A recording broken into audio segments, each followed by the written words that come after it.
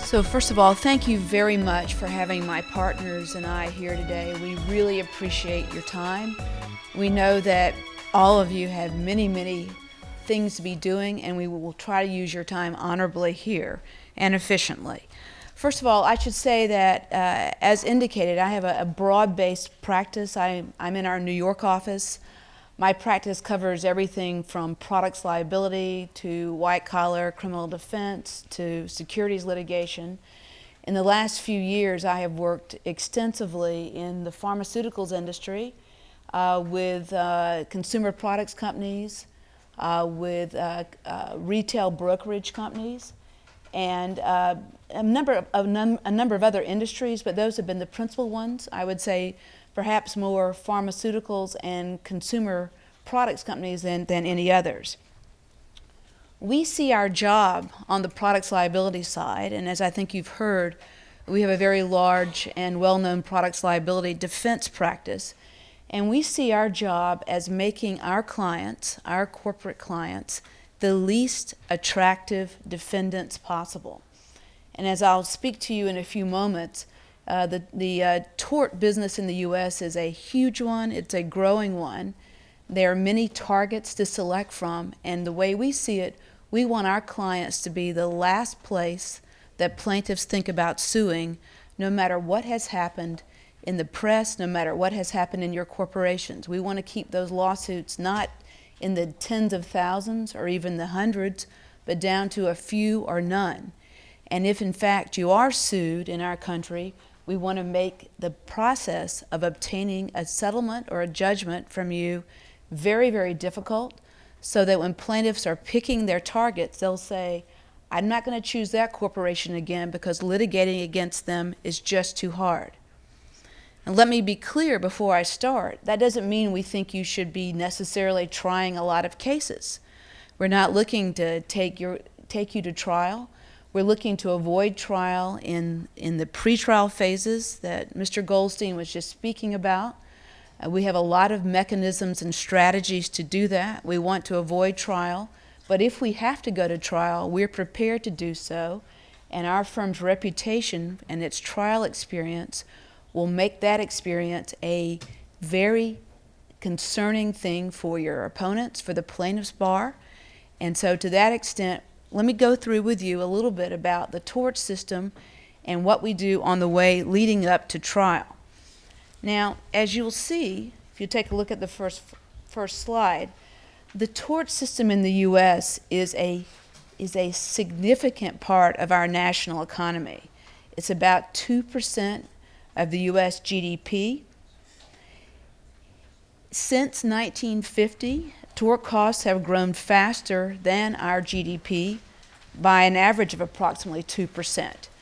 It is a huge business, and there are very few barriers to entry. There are plaintiffs' lawyers in every state. There are leading plaintiffs' lawyers that you would have heard of, that we have heard of, but there are also many copycats out there, and those lawyers bring suits once they realize that a particular corporation is an easy target. And I'll address that as we go forward. The tort litigation consequences in the United States are tremendous. First of all, there is the effect, as you can imagine, on innovation and the huge cost of defense. There is sometimes a little recognized issue about the volatility of jury verdicts. You can't tell what a verdict will be, whether it will be $0 or whether it will be $100 million or even $1 billion for a single case. And this leads to a lot of pressure to settle, even in cases that would seem marginal or absolutely ridiculous. There is lawyer advertising. In the last several decades, it's increased a lot in the United States, and that feeds on copycat lawsuits, as I've mentioned. I should also say that the presence of punitive damages in the United States is a reputational issue for corporations. Corporations do not want to, as they're continuing to sell their products, to have punitive damages awarded against them. So it is both it's a publicity issue as well. Now, as Mr. Goldstein mentioned, there is a division between state and federal courts in our country. Plaintiffs typically seek to file products cases in state court. They tend to be state court claims that govern personal injury actions, so they're based on state law, wherever they are. And there are a number of reasons for this. Not only, as was mentioned, that state judges tend to be somewhat less qualified, and they tend to be elected, so they are more likely, rather than making a decision on a case in favor of a corporation pre-trial, to let the case go to a jury and let the jury decide. Because when elected judges run their campaigns, they don't want to be said to have taken a case or cases away from a jury, which could have been decided by a jury. Other reasons that plaintiffs typically like to favor state court venues is often they're in their hometowns. Plaintiffs like to bring cases over and over again in familiar venues that they control, where they contribute to the judges' re-election campaigns, for example, and where they know the procedures. They know the habits of the court, for example. Another reason that plaintiffs really favor state court versus federal courts in the United States is that federal courts not only have more resources, as Mr. Goldstein mentioned, but they typically, they have more clerks, they have more research, they aren't elected, they feel more comfortable resolving cases before the trial stage in a written decision. But often in state courts, judges are moved around and they won't get the case until right before trial. And that makes it hard for them to rule on pretrial motions, hard for them to get to really know the case. Many of you are in corporations where you make complex products, and it takes a while for a judge to really understand what you do and what the product is all about. So if a judge is just receiving a case right before trial, as often happens in state court, they can learn less about, they don't have the opportunity to learn about your defenses and to become familiar with you and with your case, to learn how to get along with your lawyers and to trust them if they haven't necessarily dealt with them before. In the federal system, by contrast, cases tend to stay with one judge from start to finish, and they get to understand your defenses, they see pretrial motions, they feel comfortable, very comfortable, dismissing cases on paper before actually getting to a jury and trial.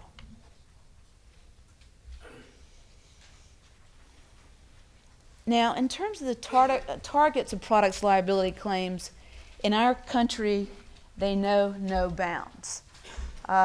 Just to mention a few that are very frequent targets of products liability claims, there are medicines, medical devices, pharmaceuticals, tobacco. Tobacco somewhat less so, that's a pretty mature tort now.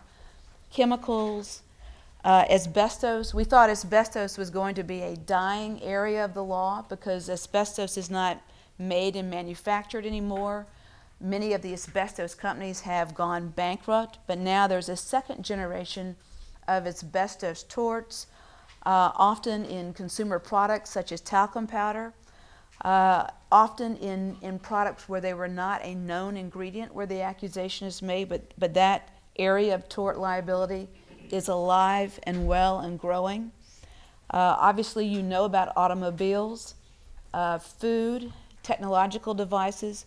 I would say consumer products generally are a much larger object of American tort practice than they have been in past decades. We're seeing nutrition torts now, a variety of health-related torts in the food and beverage industry. Those have really popped up in the last decade or so.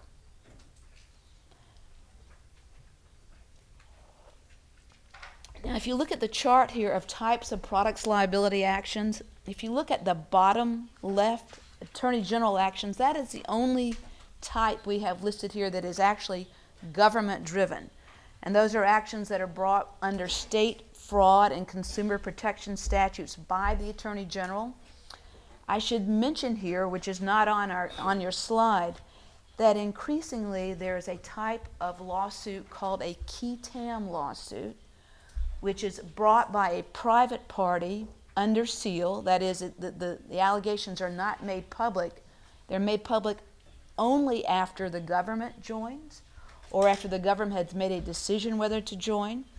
And those tend to be where a corporation has a contract or has made sales to the federal government and sometimes to state governments, and there's an allegation of fraud.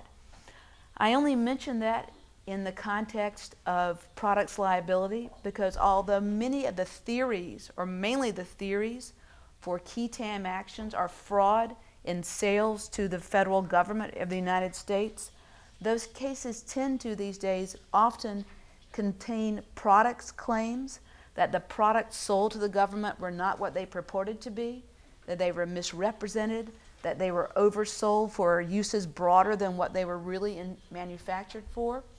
And so we see in those qui tam lawsuits in which the government joins, our federal government joins, alleging fraud in sale to the government, many more products theories and products claims.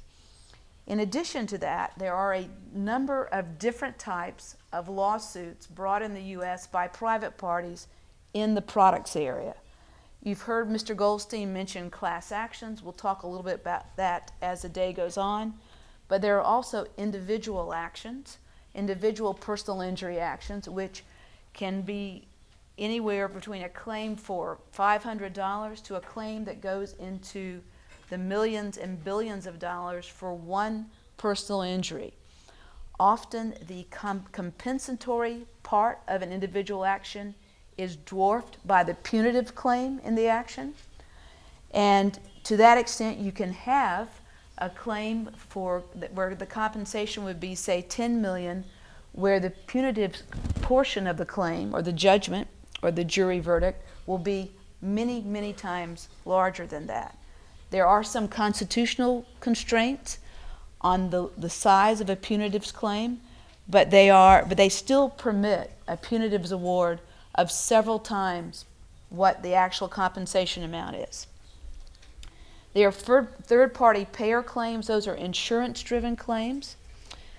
There are multi-district litigations where litigation is filed in a number, for example, of federal courts and consolidated all under one judge in a particular federal court. And then there are state-coordinated litigations which resemble multi-district litigations in that discovery and administration of the case can be streamlined under one judge or under a smaller number of judges. I should mention that the plaintiff's attorney and tort litigation bar is very well organized and well funded. Just to give you an example, there is a well-defined group of plaintiffs' lawyers in the United States who have worked in the tobacco area and have brought very successful claims against tobacco companies. That money is stockpiled and has been used to go into other areas such as I mentioned nutrition torts, has been used to further fund asbestos torts. I should also mention when there are early settlements in particular types of cases, it is extremely typical in the plaintiff's bar just to reinvest those settlements or the plaintiff's lawyers' portions of those settlements into new litigation. As I mentioned, there is an increasing trend in the United States of a public and private partnership in personal injury and products cases. And to that extent, states' attorney generals are hiring private plaintiffs' lawyers to pursue claims on behalf of the states. And of course, the states have significant treasuries and significant funds to invest in these cases as well. Now, one of the things that Mr. Goldstein also touched on, and let me just explain in a little bit more depth, once a legal theory has been established by the plaintiff's bar, or once there has been a successful billion-dollar or multi-million-dollar verdict in a certain area, those verdicts or the affirmation of the particular legal theory by the courts will be used in advertising by plaintiffs' firms to solicit clients, to solicit plaintiffs in particular industries. Let's say there has been, just for example, a $500 million verdict in the automobile industry on a certain theory of recovery. That will then be advertised by plaintiffs' firms to solicit more plaintiffs. Now, there's the very basic question of what is a product. And we'd like to have some engagement with you during the question and answer period about this. But can it be software? Absolutely it can under certain circumstances. Can it be a single component part? Absolutely. Can you be liable if you distributed a product you did not manufacture? Absolutely. So there's a common misperception that only manufacturers get caught up in products cases. If you are anywhere in the distribution chain, you can find yourself a defendant in these cases. And if you take a look here, it can be suppliers, distributors, retailers. It can be parties who did not know about the defect when they bought the product. Maybe they should have known. That is a cognizable theory of products recovery in many states. There's certainly joint and several liability, and there's a reason that suppliers, distributors, and retailers are of particular interest to the plaintiff's bar in the United States, because often those defendants can be used to defeat diversity, and that means to stay out of federal court. If you're in federal court on a personal injury claim, the parties have to be diverse. And that's a term that means they have to reside in different states. Plaintiffs typically do not want to be in federal court, so they will plead or add as co-defendants some of the smaller entities in the chain here. Smaller suppliers, distributors, or retailers, even if they are not interested in real significant recovery against those defendants, but those defendants help the plaintiff stay away from federal court by destroying diversity, complete diversity between the parties, meaning that each party in the lawsuit is from a different state.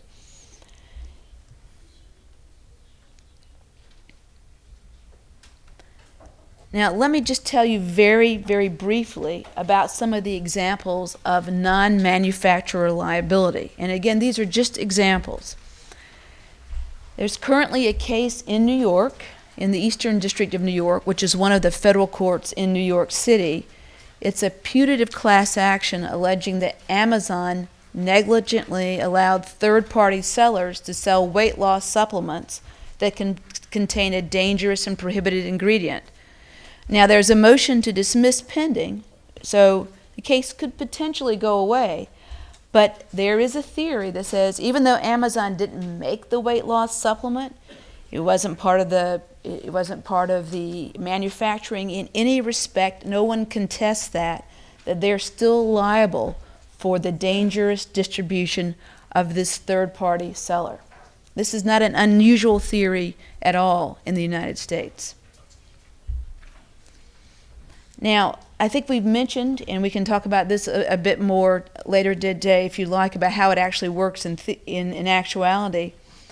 But all federal litigation over a given product can be moved to one judge, and this can be extremely helpful to defendants for a number of reasons. So if you're in federal court to start with, and you manage to stay there, that's a great victory in and of itself for the reasons that we have mentioned so far. Again, you tend to have more of a chance to get out on pretrial. You have a more educated bench. You have more opportunities to resolve a case on the pleadings. On top of that, in terms of how the case is structured, the defendant may have a chance through multi-district litigation to only put up, for example, in discovery, their corporate representative once. Every plaintiff will want to have someone from your corporation testify. Often the corporate rep will be asked to testify over and over and over again in individual personal injury actions. But if you're in a multi-district federal situation, you may only have to make that person available once. Same thing for your experts. Instead of having to put them up for every individual action, you can make them available in a more limited fashion. And this helps do more than save money. And this helps do more than save the sanity and time of your corporate representative or your corporate witnesses. Every time a witness testifies, they tend to testify somewhat differently, and that can cause problems on cross-examination at trial. Every time a corporate witness testifies, the plaintiff's bar learns a little bit more about that witness and learns how to exploit the differences in that witness's prior testimony a little bit better.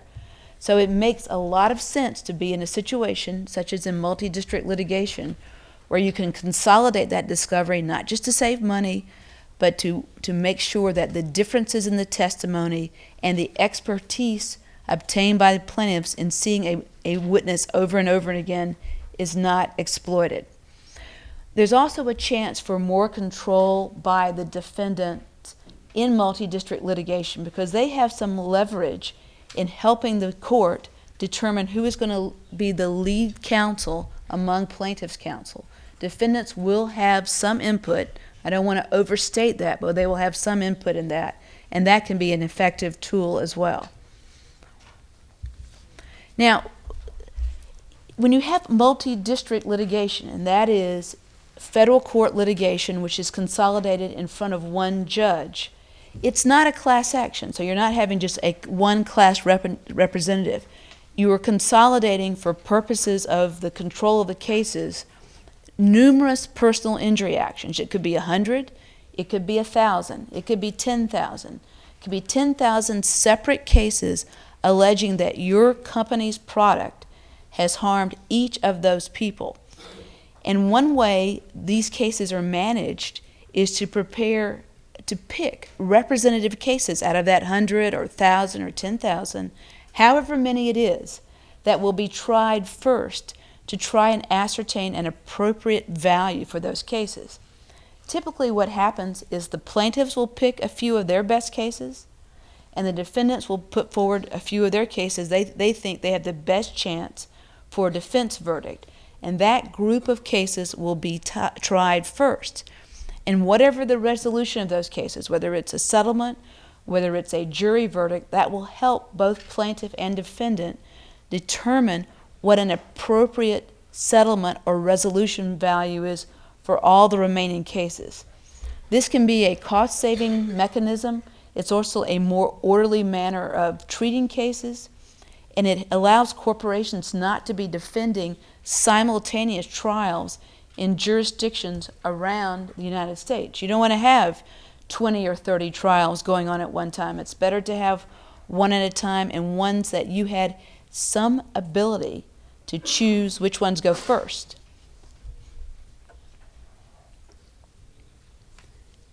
Now, it is certainly true, and I think it must be obvious from everything Mr. Goldstein and I have said so far, that the plaintiffs' counsels who don't want to be involved in federal litigation mechanisms that tend to favor defendants, I don't want to overstate that, but do tend to favor defendants, may try to start litigation in state courts.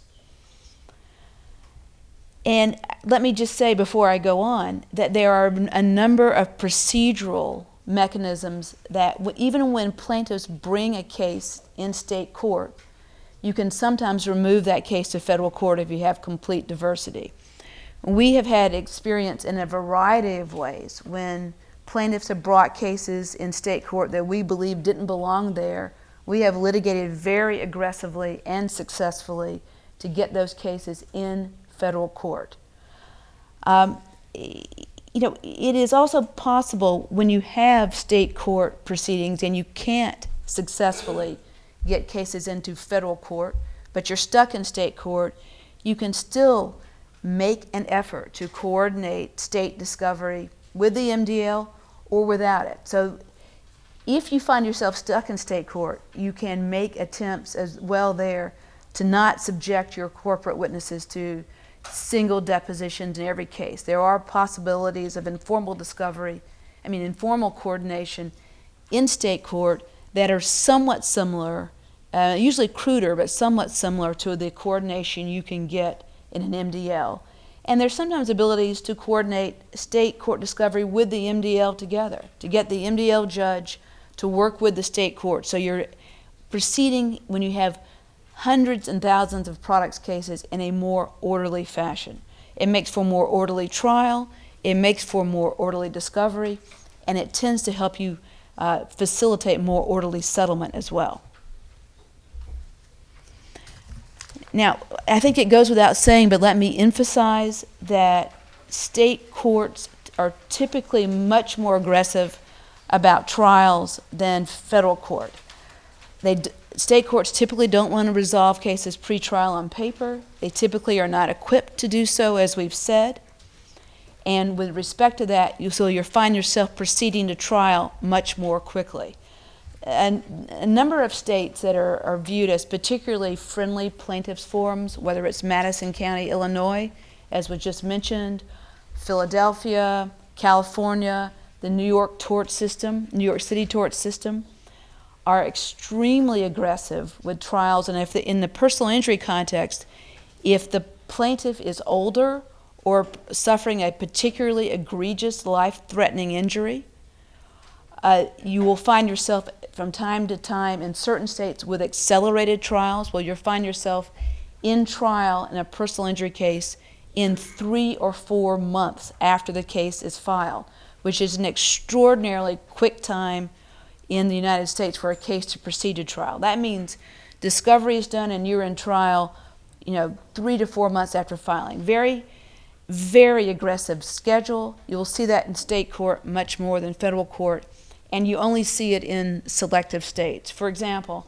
California has a preference statute that is used pretty aggressively in personal injury cases for older plaintiffs and in some cases for plaintiffs who are suffering from grave injury. I should also mention that because of a number of key cases out of our United States Supreme Court, it's extremely difficult to maintain a personal injury case as a class action. You'll see class actions more typically in the consumer context in cases where, for example, there has been an allegation of false advertising.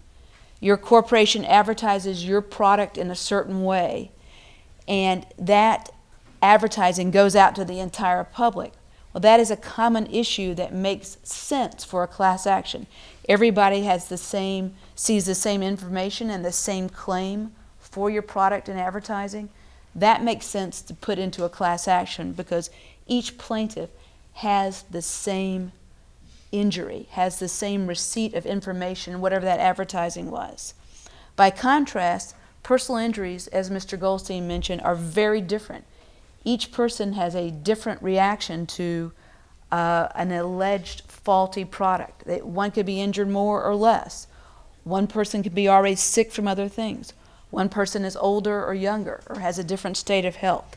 So it's very difficult to maintain a personal injury situation as a class action. That tends to be an MDL of consolidated cases, or more typically just one-by-one filings in a multitude of state courts that need to be managed by an overall strategy of how to handle those filings that are in 10, 20, or 30 state courts.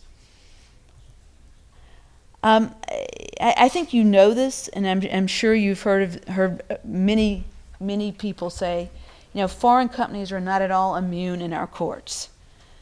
Just to give you an example here, this one thing to point out about the pharmaceutical litigation on this slide, the $9 billion punitive damages award, and it was reduced by settlement after the award, but this was for one person, one injury. And so again, the start of a litigation strategy in these kinds of cases is one to make it hard enough to litigate against your company so that you don't have 1,000 of these cases pending where you could get a verdict like this. And you want to manage it very aggressively before you ever get to trial. That doesn't mean just settlement. That means showing that you can litigate pre-trial. That means making it difficult for these plaintiffs' lawyers just to walk into court and to start to pick a jury and to get a verdict like this. You want to keep the number of filings as low as possible. And again, there are a number of strategies to do that. Again, just to give you another example of foreign companies that have been sued successfully in the U.S., in the Southern District of Florida, there are more than 100 suits against Takeda consolidated in an MDL. It's already in settlement talks, but this is a very typical type of example of MDL litigation. To give you yet another example, this is a case in Montana State Court. This was litigation over a fatal car accident in 2011. Again, this is not an atypical size jury award for a single personal injury case. If you take a look at personal injury verdicts in large states such as New York and California, you'll see that these types of verdicts are run-of-the-mill. This is in a smaller state, Montana, but again, not that unusual either. Now, I'm going to turn it over to my colleague, Mark Cheffo, to talk to you a little bit more about specific theories of liability in the products liability and class action area, and would be very, very happy to take your questions after we're both finished. Thank you very much.